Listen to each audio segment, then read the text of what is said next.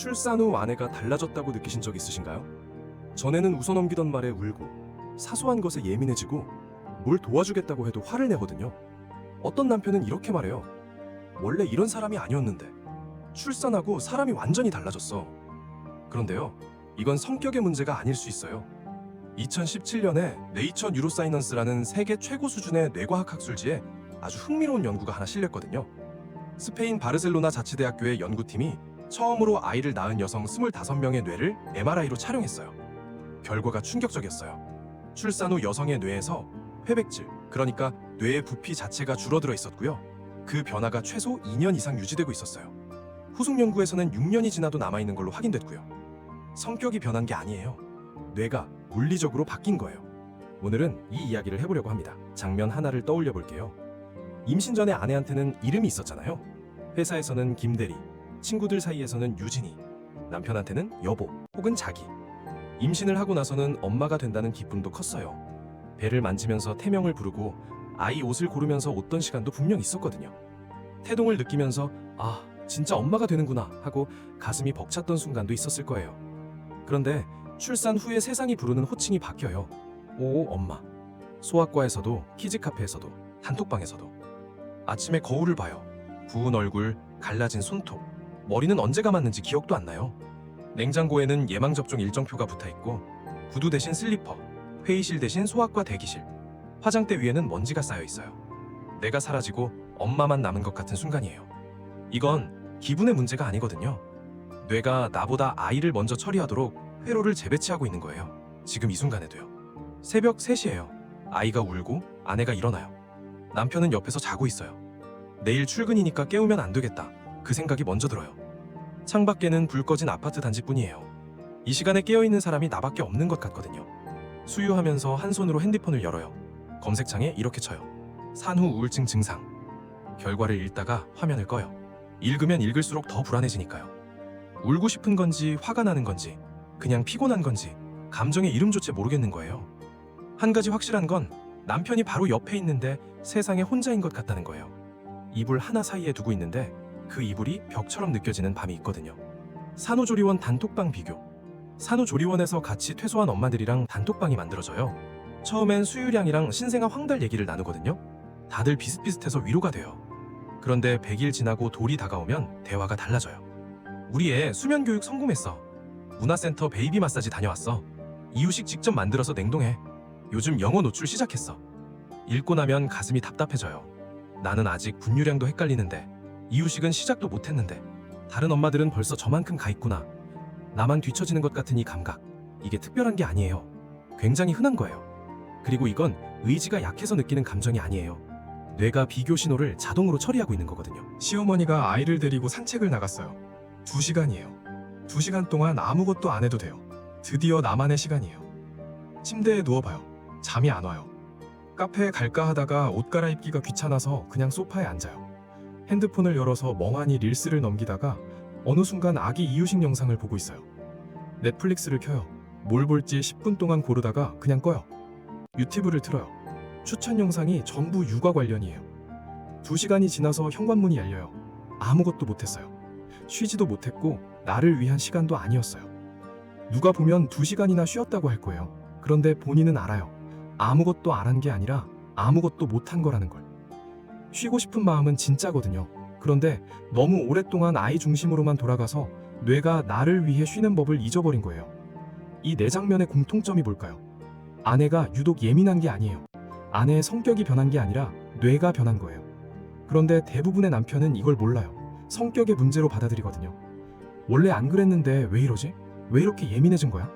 이렇게 생각하는 순간 오해가 시작되고 그 오해가 갈등이 되고 갈등이 쌓이면 관계가 무너지기 시작해요. 오늘 이 영상 하나면 그 오해의 절반은 풀릴 수 있어요. 오늘은 현미경을 돌려 출산 후 아내의 뇌를 확대해 보겠습니다. 그런데 여기까지가 일반적으로 아는 사실이에요. 출산하면 힘들다, 호르몬이 변한다, 회백질이 줄어든다. 인터넷에 검색하면 나오는 수준이에요. 지금부터가 진짜예요. 줄어든 회백질이 정확히 뇌의 어디인지, 그게 왜 남편한테 화를 내는 걸로 이어지는 건지, 왜 부부싸움으로 번지는 건지 그 메커니즘을 하나씩 확대해 볼게요. 이거 모르면 아무리 잘해주려 해도 계속 엇갈리거든요. 아까 말씀드린 2017년 바르셀로나 연구를 좀 더 자세히 들여다볼게요.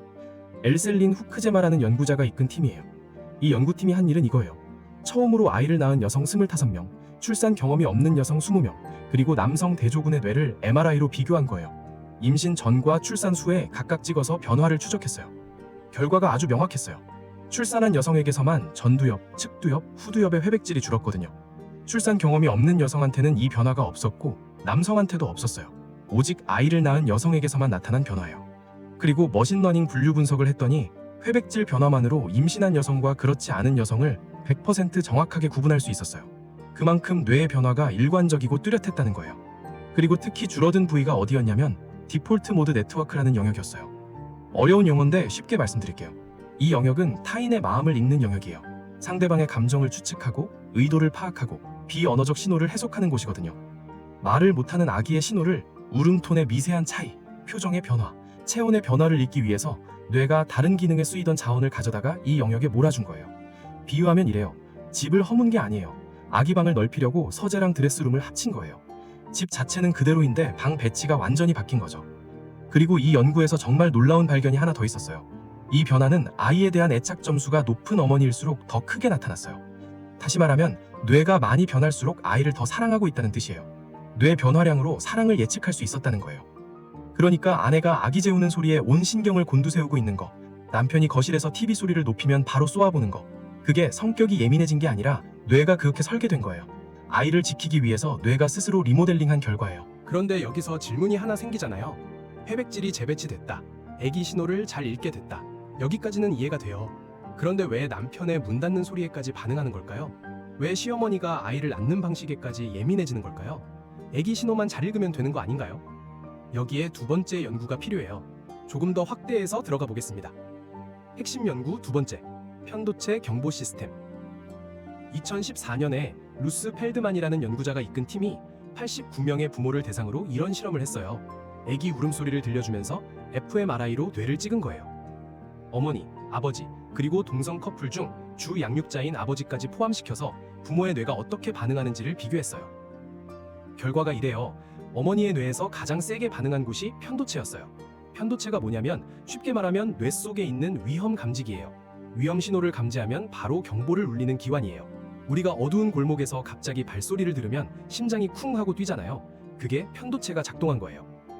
그런데 출산 후 어머니의 이 위험 감지기는 감도가 완전히 다른 수준으로 올라가 있었어요. 민감도가 확 높아진 거예요. 문제는 이게 아기 울음소리에만 반응하는 게 아니라는 거예요. 남편이 문을 세게 닫는 소리, 시어머니가 아이를 안는 방식이 평소와 살짝 다른 것, 택배기사의 초인종 소리, 심지어 남편이 아이를 안으면서 목을 제대로 안 받치는 것까지. 예전에는 무시할 수 있던 소리들이, 예전에는 신경도 안 쓰던 것들이 이제 전부 경보로 처리돼요. 모든 자극이 아이에 대한 위협으로 분류되는 거예요. 그리고 이 연구에서 정말 흥미로운 점이 하나 더 있었어요. 아버지의 뇌에서는 다른 영역이 활성화됐거든요. 상측 두고랑이라는 곳이에요. 이건 상대의 사회적 신호를 해석하는 영역이에요. 같은 울음소리를 듣고 어머니는 편도체가 반응해서 위험하다고 느끼고 아버지는 상측 두고랑이 반응해서 왜 울까를 분석해요. 어머니는 느끼고 아버지는 생각해요.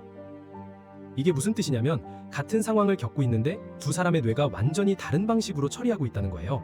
아내는 위험해 하고 느끼고 있는데 남편은 왜 그러지 하고 분석하고 있는 거예요. 느끼는 것과 분석하는 것, 이 차이가 부부 갈등의 출발점이에요. 아내가 문 좀 살살 닫아 하고 말하면 남편은 내가 뭘 어쨌다고 하고 받아치거든요. 둘 다 틀린 게 아니에요. 뇌가 다르게 반응하고 있는 거예요. 잠깐, 이 부분만큼은 꼭 듣고 가세요. 지금까지 뇌구조 변화, 편도체 과민화를 봤잖아요.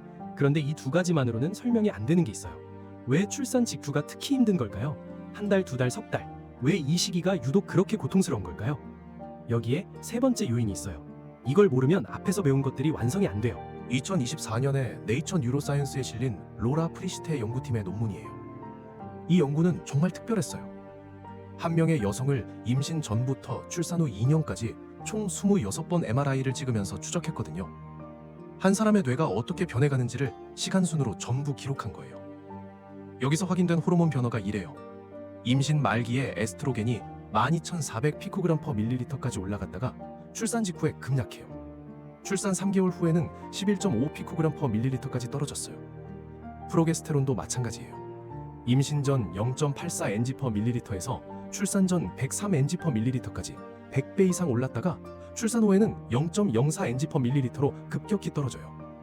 이 두 호르몬이 뭘 하는 거냐면 기분 조절, 수면 조절, 불안 억제를 담당하는 호르몬이에요. 이게 한꺼번에 바닥으로 추락하는 거예요. 비유하자면 이래요. 1년 내내 38도 한여름에 살다가 하루아침에 영하 20도 한겨울에 떨어진 거예요. 자켓도 없이 예고도 없이 갑자기 한겨울 한복판에 서 있는 거예요. 몸이 적응할 시간이 없는 거거든요. 뇌는 이 급격한 환경 변화에 적응하느라 감정 조절에 쓸 수 있는 자원을 거의 다 써버려요. 그래서 평소엔 아무렇지도 않던 남편의 한마디가 이 시기엔 가슴에 칼처럼 꽂히는 거예요. 뇌에 감정을 완충할 여유가 남아있지 않으니까요. 산후 우울증은 산모 10명 중 1명에서 2명 사이에서 발생하고 산후 블루스라고 불리는 가벼운 감정 변화까지 합치면 10명 중 4명이 감정 조절에 어려움을 겪어요. 이건 의지의 문제가 아니에요. 마음이 약해서 그런 게 아니에요. 뇌가 버틸 수 있는 범위를 넘긴 거예요. 여기서 잠깐 스스로에게 물어보세요. 아내가 예민하게 반응했을 때 왜 저래? 하고 생각한 적 있으신가요?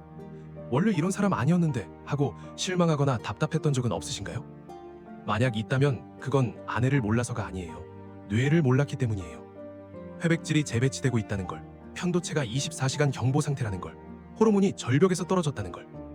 이걸 알았으면 다르게 반응할 수 있었을 거예요. 그런데 이 뇌의 변화가 진짜 무서운 건 따로 있어요. 지금까지 말씀드린 회백질 재배치, 편도체 과민화, 호르몬 절벽, 이건 출산 후 거의 모든 여성에게 일어나는 변화예요. 문제는 이 다음이에요. 이 경보 시스템, 켜져 있는 사람은 그게 켜져 있는지 몰라요. 본인은 당연한 걸 하고 있다고 느껴요.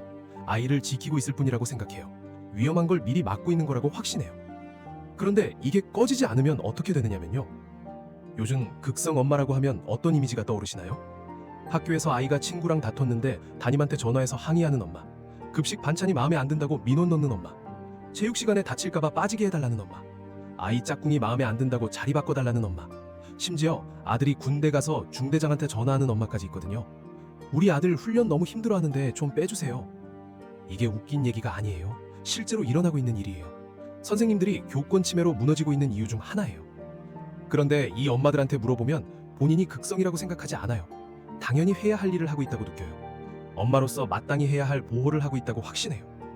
왜냐면 뇌가 그렇게 명령하고 있으니까요. 출산 때 켜진 위험 감지기가 아직 꺼지지 않은 거예요. 2021년에 프론티어스 인 사이콜로지에 실린 연구가 있어요. 한국 군인 231명을 대상으로 조사했더니 부모의 과잉 보호 수준이 높을수록 아이의 사회 불안이 높아지고 그 사회 불안이 군생활 부적응으로 이어지는 완전 매개 경로가 확인됐어요. 쉽게 말하면 이래요. 부모가 지켜주려고 한 행동이 오히려 아이가 혼자 설 수 있는 힘을 빼앗고 있었던 거예요. 출산 후 편도체가 과민해진 상태에서 아이가 다칠까봐, 뒤처질까봐, 학교에서 무시당할까봐 사회가 계속 위험 신호를 보내면 그 경보 시스템은 아이가 10살이 돼도 20살이 돼도 30살이 돼도 꺼지지 않을 수 있는 거예요. 극성 엄마는 성격이 만든 게 아니에요. 출산 때 켜진 경보가 꺼지지 못한 결과예요. 그러면 이 경보가 꺼지려면 뭐가 필요할까요? 답은 의외로 거창한 게 아니에요. 남편이 할 수 있는 3가지가 있어요. 3가지 모두 핵심은 같아요. 경보 시스템의 볼륨을 낮추는 거예요. 첫 번째, 예고 없이 행동하지 마세요. 편도체는 예측 불가능한 자극에 가장 강하게 반응하거든요. 갑자기 문이 쾅 닫히면 경보가 울려요. 갑자기 아이를 번쩍 안으면 경보가 울려요. 갑자기 TV 볼륨이 확 올라가면 경보가 울려요. 문을 닫기 전에 나 문 닫을게 한마디, 아이를 안기 전에 나 안을게 한마디, 외출할 때 나 잠깐 나갔다 올게 한마디. 이 사소한 예고 하나가 경보가 울리기 전에 볼륨을 낮춰요. 아내가 잔소리를 하는 게 아니에요. 통제하려는 것도 아니에요. 뇌가 예측 가능한 환경에서만 경계를 풀거든요. 예고는 아내를 위한 배려가 아니라 아내 뇌의 경보 시스템을 끄는 열쇠예요. 두 번째, 해결하려 하지 말고 들어주세요. 아내가 힘들다고 말할 때 남편은 본능적으로 해결책을 내놓으려고 해요. 그러면 이렇게 해봐. 내가 할게. 산후도우미 부를까? 마음은 고맙죠. 도와주려는 거니까요. 그런데 지금 아내의 뇌는 해결이 아니라 안전하다는 신호를 원하는 상태거든요. 해결책은 오히려 네 방법이 틀렸다는 메시지로 처리될 수 있어요. 힘들었겠다. 이 한마디면 돼요. 2003년 UCLA의 나오미 아이젠버거 연구팀이 밝혀낸 건데 사회적으로 배제당했을 때 활성화되는 뇌 영역이 신체적 고통을 느낄 때와 같은 영역이었어요. 전대상 피칠이라는 곳이에요. 반대로 말하면 사회적으로 연결돼 있다고 느낄 때 이 고통 반응이 줄어든다는 거예요. 공감의 말 한마디가 뇌에서 진통제처럼 작동하는 거예요. 해결은 나중에 해도 돼요. 지금은 힘들었겠다 한마디가 먼저예요. 세 번째, 이름을 돌려주세요. 옹옹옹 엄마 대신 본래 이름으로 불러주세요. 커피 한 잔 사오면서 유진아, 아메리카노 맞지? 밥 먹으면서 유진아, 이거 맛있다. 이 한마디가 아내 뇌에 나는 엄마이기 전에 나 자신이라는 신호를 보내요. 경보 시스템이 24시간 엄마 모드로 돌아가고 있는데 이름을 부르는 건 그 모드를 잠깐 꺼주는 스위치예요. 아까 공감 장면 1에서 말씀드렸잖아요. 내가 사라지고 엄마만 남은 것 같은 느낌이라고. 이름을 부르는 건 그 사라진 나를 다시 불러오는 거예요. 정체성 회복은 경보를 끄는 가장 근본적인 방법이에요. 출산 후 아내의 예민함은 성격이 아니라 회백질 재배치, 편도체 과민화, 호르몬 절벽이 만든 뇌의 변화예요. 그리고 그 경보를 끄는 스위치는 거창한 게 아니라 예고, 공감, 이름, 생각보다 아주 작은 것들에 있어요. 오늘 이 영상을 보고 계신 분이 남편이든 아내 본인이든 한 가지만 기억해주세요. 예민한 게 아니에요. 뇌가 아이를 지키고 있는 거예요. 그 예민함의 정체는 사랑이에요. 그걸 아는 것만으로도 오해의 반은 풀려요. 그리고 나머지 한 반은 오늘 알려드린 3가지 작은 행동으로 채울 수 있어요. 오늘 출산 후 아내의 뇌를 확대해봤습니다. 예민함의 정체는 사랑이었습니다. 그런데 오늘 영상에서 한 가지 다루지 못한 게 있어요. 산후 우울증이에요. 10명 중 1명에서 2명에게 발생한다고 말씀드렸잖아요. 그런데 그 1명이 겪는 일은 오늘 영상과는 차원이 다릅니다. 경보 시스템이 과민해지는 수준이 아니라 뇌 자체가 스스로를 공격하기 시작해요. 다음 영상에서는 산후 우울증이 뇌에서 어떻게 작동하는지 확대해볼게요. 이런 시간이 괜찮으셨다면 좋아요와 구독으로 알려주세요. 심리학 현미경이었습니다.